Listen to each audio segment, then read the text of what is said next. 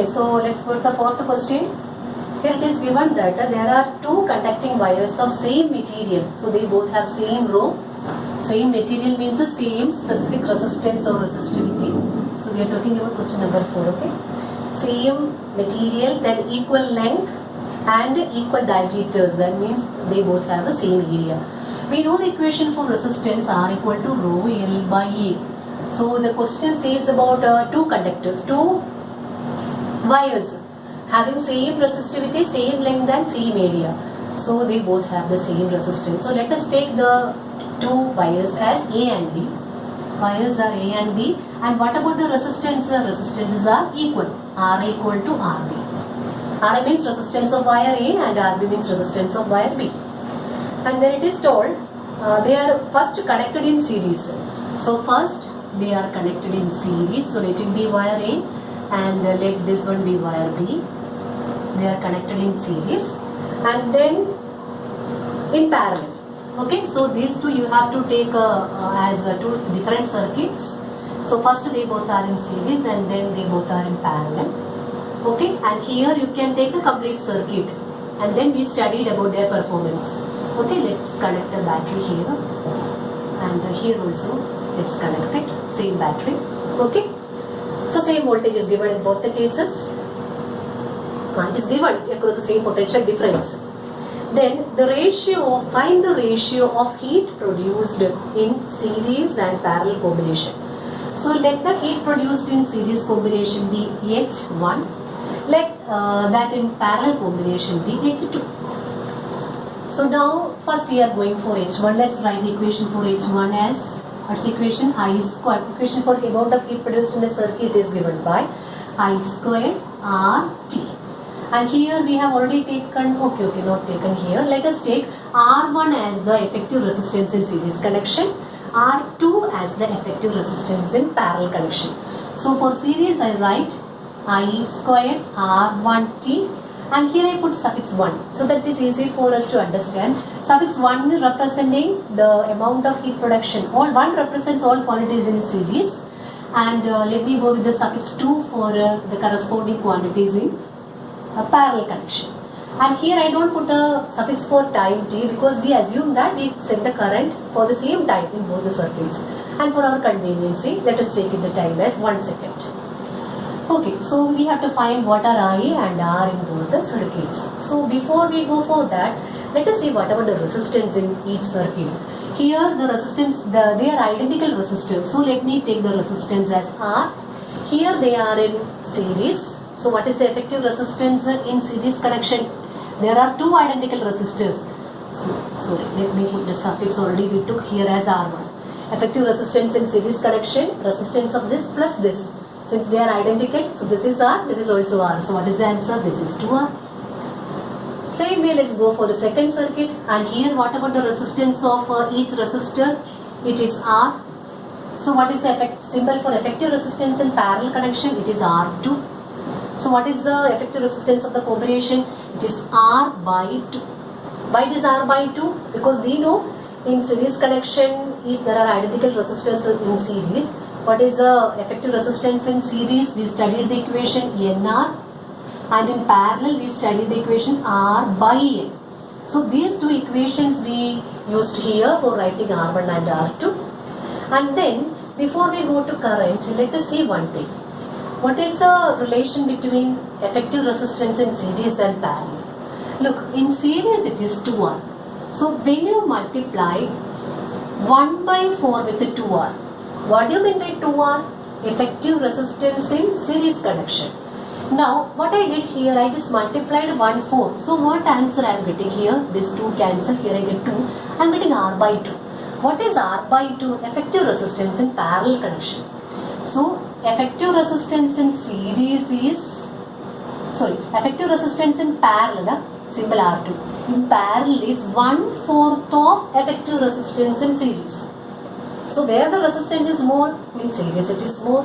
And in series the resistance is 4 times. In series the resistance is 4 times. That means in series the current is 1/4. I hope you understand. Let me say once more. In series connection, the effective resistance is 2R. In parallel connection, the effective resistance is R by 2. And which one is bigger? The 2R is bigger. But how many times?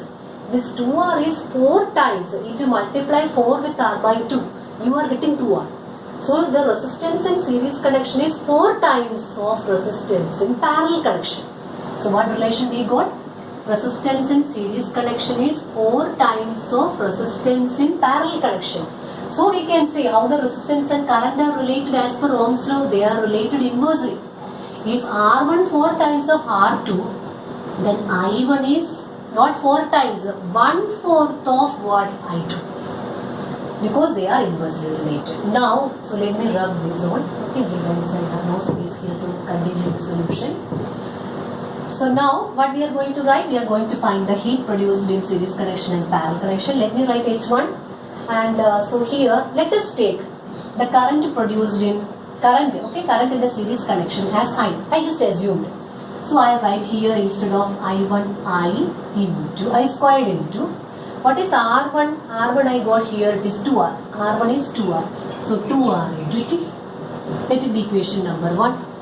Now let's see what is the amount of heat produced in the parallel circuit. What is the equation? I squared R2T. Now what will be I here? Current in parallel. But current in parallel, you see, I2.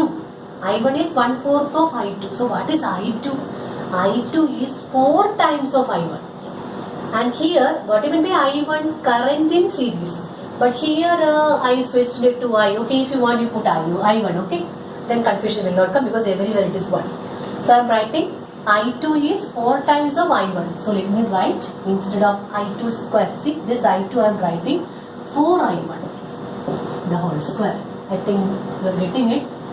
Into then R2, effective resistance in parallel. What is that? R by 2. R by 2 into T. T, let us take it as 1. So we don't need to put the T now. So here I got the equation number 2. Now we are asked to find the ratio of heat produced. So let us go from series to parallel. Then series to parallel, let us take. That means we have to find H1 by H2. Okay, H1 by H2. So here let me write H1 as I1 squared into 2R and H2 as look here, this is coming 16. Okay, this 4 square. Okay, let me write it there. 4 square.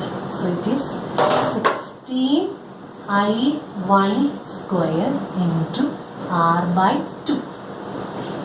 So what is the answer here now? This, let me write it first. I1 square 2R by this 2 and 16 gone. So what I am getting? 8 I1 square R. And then this 2 and this 8 gone. I1 square gone. R gone. 2, 8 cancelled. What I am writing here?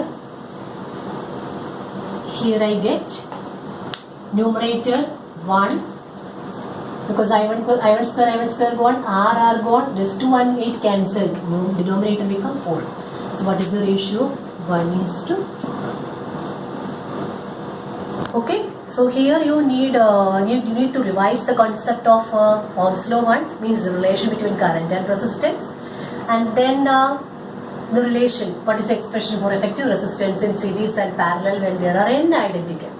So these two concepts helps you to reach this answer. So that's all about this one. Okay, so next we'll go to question number 5. Two wires as A and B. Wires are A and B. And what about the resistance? Resistances are equal. R equal to RB. R means resistance of wire A and RB means resistance of wire B. And then it is told they are first connected in series. So first they are connected in series. So let it be wire A. And let this one be wire B. They are connected in series and then in parallel. Okay, so these two you have to take as two different circuits. So first they both are in series and then they both are in parallel. Okay, and here you can take a complete circuit and then we studied about their performance. Okay, let's connect a battery here and here also let's connect it, same battery. Okay. So same voltage is given in both the cases. It is given across the same potential difference. Then the ratio, find the ratio of heat produced in series and parallel combination. So let the heat produced in series combination be H1, let that in parallel combination be H2. So now first we are going for H1. Let's write the equation for H1 as, what's equation? I squared. Equation for amount of heat produced in a circuit is given by I squared RT. And here we have already taken, okay, not taken here. Let us take R1 as the effective resistance in series connection, R2 as the effective resistance in parallel connection. So for series I write I squared R1T, and here I put suffix 1, so that is easy for us to understand. Suffix 1 is representing the amount of heat production. All 1 represents all quantities in series, and let me go with the suffix 2 for the corresponding quantities in a parallel connection. And here I don't put a suffix for time t, because we assume that we set the current for the same time in both the circuits, and for our conveniency let us take it the time as 1 second. Okay, so we have to find what are I and R in both the circuits. So before we go for that, let us see whatever the resistance in each circuit. Here the resistance, they are identical resistors. So let me take the resistance as R. Here they are in series. So what is the effective resistance in series connection? There are two identical resistors. So sorry, let me put the suffix already we took here as R1. Effective resistance in series connection, resistance of this plus this. Since they are identical, so this is R, this is also R. So what is the answer? This is 2R. Same way, let's go for the second circuit. And here, what about the resistance of each resistor? It is R. So what is the symbol for effective resistance in parallel connection? It is R2. So what is the effective resistance of the combination? It is R by 2. Why it is R by 2? Because we know in series connection, if there are identical resistors in series, what is the effective resistance in series? We studied the equation NR, and in parallel we studied the equation R by N. So these two equations we used here for writing R1 and R2. And then before we go to current, let us see one thing. What is the relation between effective resistance in series and parallel? Look, in series it is 2R. So when you multiply 1 by 4 with the 2R, what do you mean by 2R? Effective resistance in series connection. Now, what I did here, I just multiplied 1, 4. So, what answer I am getting here? This 2 cancel, here I get 2. I am getting R by 2. What is R by 2? Effective resistance in parallel connection. So, effective resistance in series is, effective resistance in parallel, symbol R2. In parallel is 1/4 of effective resistance in series. So where the resistance is more, in series it is more, and in series the resistance is 4 times. In series the resistance is 4 times. That means in series the current is 1/4. I hope you understand. Let me say once more. In series connection the effective resistance is 2R. In parallel connection the effective resistance is R by 2. And which one is bigger? The 2R is bigger. But how many times? This 2R is 4 times. If you multiply 4 with R by 2, you are getting 2R. So the resistance in series connection is 4 times of resistance in parallel connection. So what relation we got? Resistance in series connection is 4 times of resistance in parallel connection. So we can see how the resistance and current are related as per Ohm's law. They are related inversely. If R1 4 times of R2, then I1 is not 4 times, 1/4 of what? I2. Because they are inversely related. Now, so let me rub this on. Okay, otherwise I have no space here to continue the solution. So now, what we are going to write? We are going to find the heat produced in series connection and parallel connection. Let me write H1. And so here, let us take the current produced in current in the series connection as I just assumed. So I write here instead of I1, I squared into, what is R1? R1 I got here, it is 2R. R1 is 2R. So 2R into T. That is equation number 1. Now let's see what is the amount of heat produced in the parallel circuit. What is the equation? I squared R2T. Now, what do you mean by I here? Current in parallel. But current in parallel, you see, I2. I1 is 1/4 of I2. So what is I2? I2 is 4 times of I1. And here, what even be I1 current in series. But here I switched it to I. Okay, if you want, you put I1. Okay, then confusion will not come because everywhere it is 1. So I am writing I2 is 4 times of I1. So let me write instead of I2 square. See, this I2 I am writing 4I1 the whole square. I think you are getting it. Into then R2 effective resistance in parallel. What is that? R by 2. R by 2 into T. T let us take it as 1. So we don't need to put the T now. So here I got the equation number 2. Now we are asked to find the ratio of heat produced. So let us go from series to parallel. Series to parallel let us take. That means we have to find H1 by H2. Okay, H1 by H2. So here let me write H1 as I1 squared into 2R and H2 as look here, this is coming 16. Okay, this 4 square. Okay, let me write it there. 4 square. So it is 16 I1 square into R by 2. So what is the answer here now? This, let me write it first. I1 square 2R by this 2 and sustain gone. So what I am getting? 8 I1 square R. And then this 2 and this 8 gone. I1 square gone. R gone. 2, 8 cancelled. What I am writing here? Here I get numerator 1 because I1 square gone, R gone, this 2 and 8 cancelled, denominator become 4. So what is the ratio? 1:4. Okay, so here you need to revise the concept of Ohm's law once, means the relation between current and resistance, and then the relation, what is the expression for effective resistance in series and parallel when there are n identical. So these two concepts helps you to reach this answer. So that's all about this one. Okay, so next we'll go to question number 5. So now we go to question number 5. The question is how we connect voltmeter in a circuit. Okay. So we know there are two types of devices we use for measuring. One is for measuring voltage and the other is for measuring the current. Voltage means potential difference. That is, one is the voltmeter and the other is the ammeter. Remember, voltmeter is a high resistance device. Ammeter is a low resistance device. And how we make the ammeter and voltmeter, that we'll study later. Now you remember this. This is a high resistance one and this is a low resistance one. So here the question is how you connect them, whether a voltmeter is connected in series or parallel. So let us see what happens if you connect voltmeter in series. Okay, so here let me draw a circuit and here okay, let me draw an ammeter, and here one thing you remember, when we connect ammeter and voltmeter, they both have polarity. So when you connect them in the circuit, negative of both the components should go to negative of the battery and positive of both the components should go to positive of the battery, otherwise they will not work. Okay, so here, so let me mark the polarity here, one minus goes to minus and plus goes to plus.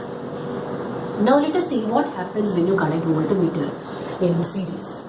See, before you connect the voltmeter, the circuit draws some current, like the current drawn by the circuit will be 3 ampere. So, as soon as you connect this voltmeter in the circuit, what happens is, because of its high resistance, the current in the circuit falls to almost 0. So the purpose of connecting voltmeter or ammeter is not to make a change in the circuit, but to measure the required quantity. Ammeter we use for measuring current and voltmeter we use for measuring voltage. So never we connect voltmeter in series, but we connect it in parallel. If you want to measure the voltage across this conductor, connect the voltmeter in parallel to the conductor, not in series to the conductor. And here again, take care of the polarity. Here comes the positive, here comes negative. So how is the negative? See, negative of the voltmeter goes to which end of the battery? Negative of the battery. And let's think what happens if you connect ammeter in parallel. We know ammeter is a low resistance device. So for explaining that, let me remove this voltmeter from here. Let's talk only about ammeter now. Okay, we know ammeter should come in series, but now what we are going to see, what happens when ammeter come in parallel. So here, suppose by mistake I connected this ammeter in parallel. and here due care should be taken while connecting the terminals. So because of the low resistance, you see, this is a low resistance device. Suppose the current in the circuit was 3 ampere. Because see, this ammeter is connected in parallel to this resistor. Imagine this resistor is having a resistance of 100 ohm. So this ammeter resistance is around less than 1 ohm. So what happens is the resistance, you see, effective resistance when two resistors are connected in parallel, the effective resistance is less than the minimum resistance. So initially the resistance of the circuit was 100. Now the resistance is less than, if ammeter has a resistance of 1 ohm, the resistance of this combination is now less than 1 ohm. So what happens is that there is a sudden rise in the current. Not only that, whatever current increase, whatever rise comes here in the current, this whole current, almost all current passes through this ammeter. Why? Because it is an easy path for the current. It will damage the ammeter, ammeter will burn. So remember, when it is asked, what happens when you connect voltmeter to the circuit, don't write voltmeter will burn. You will write, if the voltmeter is connected in series, suddenly there is a drop in the current. So we should not connect it in series. And the same way here, let's talk about ammeter. What happens when you connect ammeter in parallel? Ammeter should be in series. Then why not in parallel? What's the problem? When you connect it in parallel, because of its low resistance, there is a sudden rise in the current. And current always searches for the easy path. And what is the easy path among these two? It is only the ammeter. So almost all the current flows to the ammeter and ammeter burns. Okay, I think you understand this. So now let's move to the next question. So now we go to question number 5. The question is how we connect voltmeter in a circuit. Okay. So we know there are two types of devices we use for measuring. One is for measuring voltage and the other is for measuring the current. Voltage means potential difference. That is, one is the voltmeter and the other is the ammeter. Remember, voltmeter is a high resistance device. Ammeter is a low resistance device. And how we make the ammeter and voltmeter, that we'll study later. Now you remember this. This is a high resistance one and this is a low resistance one. So here the question is how you connect them, whether a voltmeter is connected in series or parallel. So let us see what happens if you connect voltmeter in series. Okay. So here let me draw a circuit and here, okay, let me draw an ammeter. And here one thing you remember, when we connect ammeter and voltmeter, they both have polarity. So when you connect them in the circuit, negative of both the components should go to negative of the battery and positive of both the components should go to positive of the battery, otherwise they will not work. Okay, so here, so let me mark the polarity here, one minus, minus goes to minus and plus goes to plus. Now let us see what happens when you connect voltmeter in series. See, before you connect the voltmeter, the circuit draws some current, like the current drawn by the circuit will be 3 ampere. So, as soon as you connect this voltmeter in the circuit, what happens is, because of its high resistance, the current in the circuit falls to almost zero. So the purpose of connecting voltmeter or ammeter is not to make a change in the circuit, but to measure the required quantity. Ammeter we use for measuring current and voltmeter we use for measuring voltage. So never we connect voltmeter in series, but we connect it in parallel. If you want to measure the voltage across this conductor, connect the voltmeter in parallel to the conductor, not in series to the conductor. And here again, take care of the polarity. Here comes the positive, here comes negative.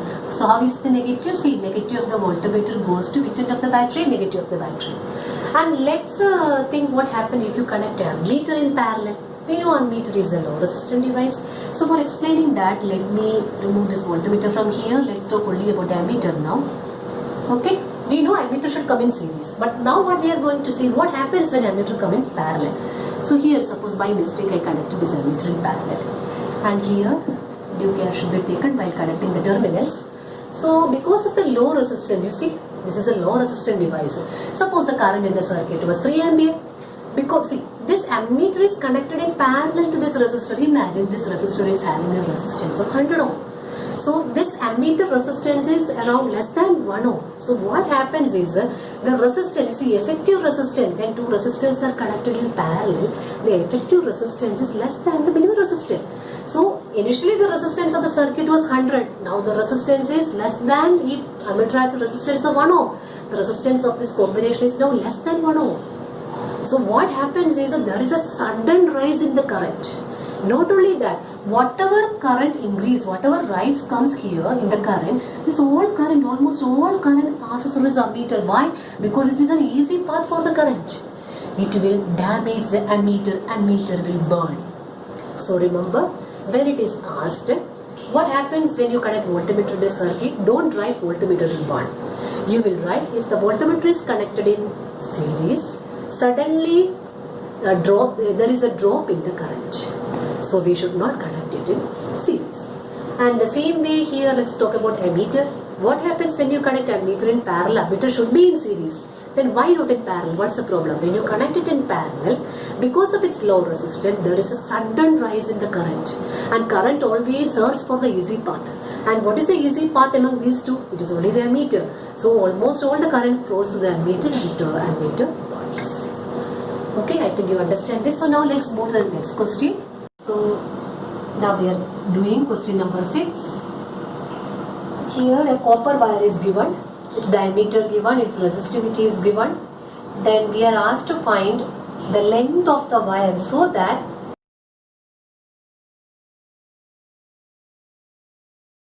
the resistance become 10 ohm. So it's all about the resistance of the wire. We have R equal to rho L by A. Here it is given, the resistance given, rho given, A given. Then what should be the length of the wire so that the resistance of this copper wire become 10 ohm? This is the question. So before we put the values, so what I suggest is, first of all, what you have to find, that particular symbol you bring in on LHS. So let us cross multiply. What we get? RA. Look, RA equal to rho L, and then L equal to RA by rho. Now let us substitute it, and here it is given that resistance of the wire is 10 ohm. I am not putting the units now. Resistance 10. Then it is given a copper wire has a diameter 0.5. We know copper wire, it is having a cylindrical shape. Its diameter is given as 0.5 mm. So we have to convert that into SI unit. But before I convert this one, let me talk about the area of this cross section. What is the expression for area of this cross section? If R is radius, look, I have drawn the same cross section here. If R is radius, the expression for area is pi r square. But here we are not given the radius, we are given the diameter. Okay, we know the relation between radius and diameter is twice of radius, that we know. So here I suggest an easy way. Instead of finding R from this 0.5, let's write, instead of pi r square, we will write pi d by 2 the whole square, because R is d by 2. So here I am writing pi d by 2 the whole square, okay, pi I am writing 3.14, then into d by 2.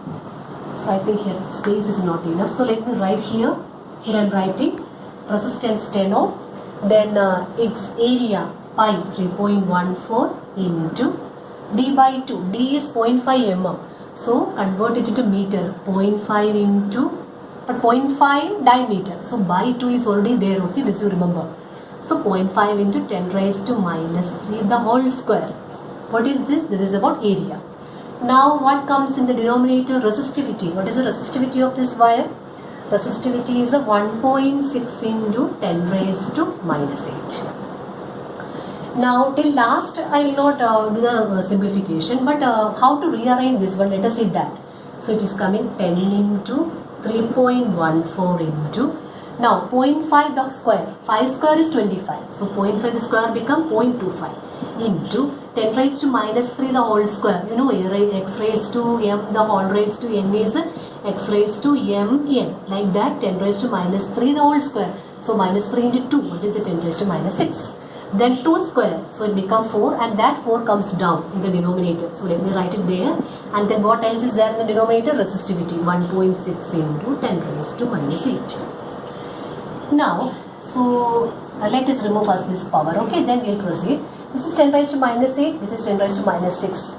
So if I take this into numerator, it will become 10 raised to plus 8. So let me write it there. So I am bringing it here. So I get 10 raised to plus 8. Now 10 raised to minus 6. Let me rub this one. Okay. So 10 raised to minus 6 into 10 raised to 8. What is it? 10 raised to minus 6 plus 8. So it becomes 10 raised to 2. So let me write it as 10 raised to 2. This is what you have to remember. When you are given a number, big number for a division, first of all you simplify the 10 powers and remove all the decimals. The next step. So for removing the decimal, look here, this is 1.6. You can write it as 16 by 10. Okay, I am writing it 16 by 10. Then where this 10 will go, it will go up. So it comes here. Now next step, 0.25. 0.25 means 25 by 100. So I am removing this. And that 100 means that 100 comes here. Now let me remove this decimal. Why do we remove all this decimal? So that this division become easy for us. So 3.14 I am writing 314 by 100. Now I think you understand what I am doing here. So here I get 10 raised to 4. Here I have 10 raised to 3. So let me write 10 raised to 4 here.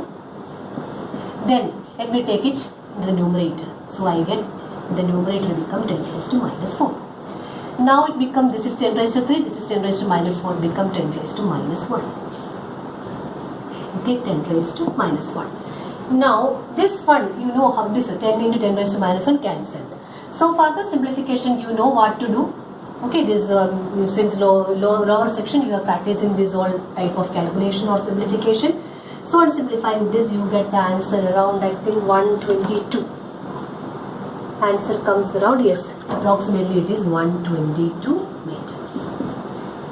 Okay, so here what you remember, here the place where we make the mistake, it is in area. And what's the equation for area? Area is pi r square. So instead of r, we can write d by 2. And next thing we need to remember is this diameter is given in millimeter. So convert that into meter. 1 millimeter is 10 raised to minus 3 meter. So diameter is 0.5 into 10 raised to minus 3. So here we need radius. So by 2 is written. Then it's square. Then I think further you understand. Okay. Now let's move to the next question.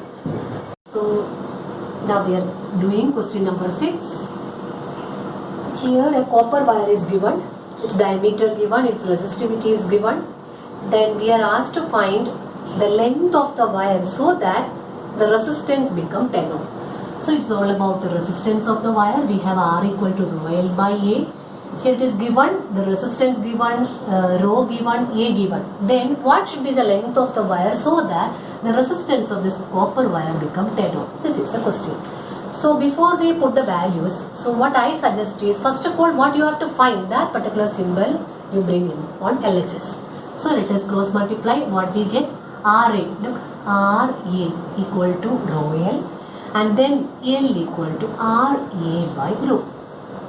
Now let us substitute it, and here it is given that resistance of the wire is 10 ohm. I am not putting the units now.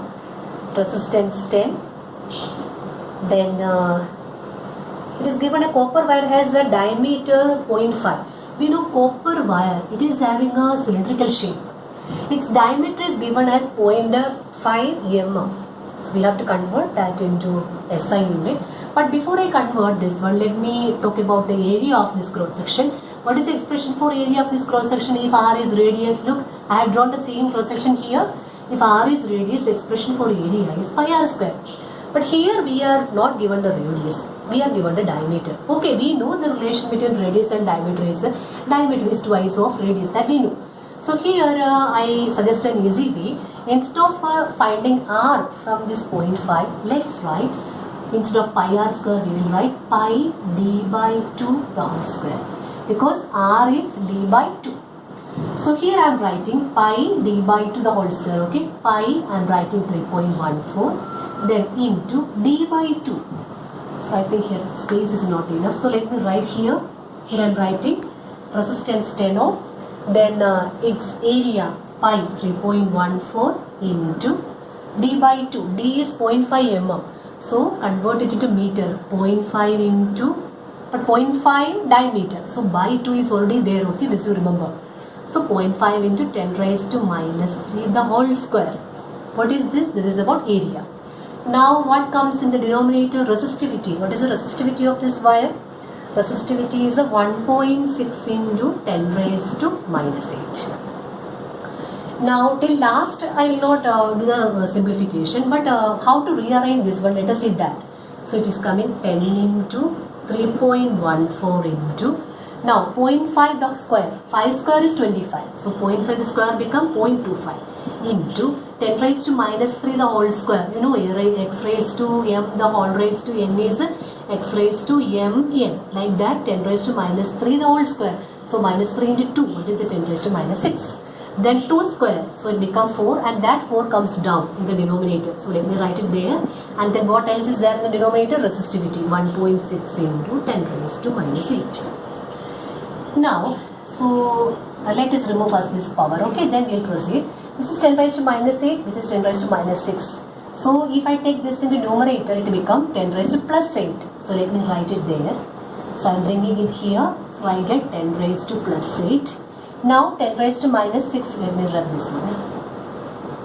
Okay, so 10 raised to minus 6 into 10 raised to 8, what is it? 10 raised to minus 6 plus 8. So it becomes 10 raised to 2. So let me write it as 10 raised to 2. This is what you have to remember. When you are given a number, big number for division, first of all you simplify the 10 powers and remove all the decimals, the next step. So for removing the decimal, look here, this is 1.6, you can write it as 16 by 10. Okay, I am writing it 16 by 10. Then where this 10 will go, it will go up. So it comes here.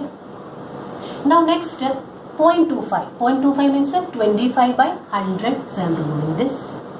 And that 100 means that 100 comes here. Now let me remove this decimal. Why do we remove all this decimal? So that this division become easy for us. So 3.14 I am writing 314 by 100. Now I think you understand what I am doing here. So here I get 10 raised to 4, here I have 10 raised to 3. So let me write 10 raised to 4 here. Then let me take it in the numerator. So I get the numerator become 10 raised to minus 4. Now it becomes, this is 10 raised to 3, this is 10 raised to minus 4, become 10 raised to minus 1. Okay, 10 raised to minus 1. Now this one, you know how this 10 into 10 raised to minus 1 cancelled. So for the simplification, you know what to do. Okay, this since lower section you are practicing this all type of calculation or simplification. So on simplifying this, you get the answer around, I think, 122.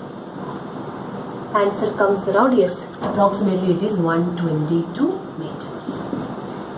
Okay, so here what you remember, here the place where we make the mistake, it is in area. And what's the equation for area? Area is pi r square. So instead of r, we can write d by 2. And next thing we need to remember is this diameter is given in millimeter. So convert that into meter. 1 millimeter is 10 raised to minus 3 meter. So diameter is 0.5 into 10 raised to minus 3. So here we need radius. So by 2 is written. Then it's square.